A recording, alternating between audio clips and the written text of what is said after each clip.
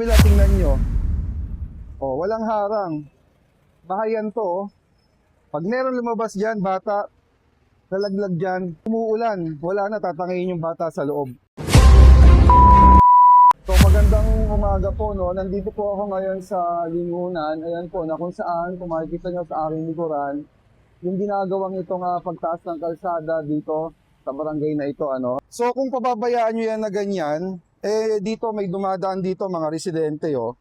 Tapos iniwan nyo lang ganyan yung bakal. Ayan, oh. Ligtas ba yung ginagawa nila o hindi? Hindi. Hindi talaga ano yan kasi yung mga truck pag nagsabay yan wala nang makakadaan dyan eh. So, paano lalakaran pansamantala ng mga taga rito yan?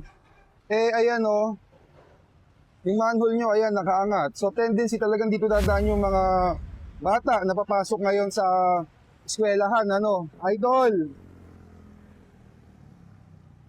So, yung follower natin na madumi na madulas pa. Napakadelikado po talaga. Saka yan, ho, oh. Oh, tiniwangwang yung ganyan. Ito pa, oh. Mga bahayan dito, tingnan nyo naman ginawa nyo, oh. Yung kabila, may harang. Pero itong kabila, tingnan nyo. Oh, walang harang. Bahayan to, oh. Pag meron lumabas dyan, bata, nalaglag dyan, umuulan, wala na, tatangayin yung bata sa loob. Di ho ba? Yan ho yung mga ano proyektong nilaanan ng pera ng taong bayan, pero tingnan nyo naman ho. Di ba? Hindi ho sulit eh. Ganun din po sa kabila, pansinin nyo po yung kabila, ayan oh. So puro bakal din ho dyan. Ayan oh. Di ba? Doon pahaba. Ayan, gaya po niyan, tingnan nyo yung mga bata, oh, dun, dumadaan sa gilid ng kalsada. Oo, Hindi baka talaga makita ligtas yan.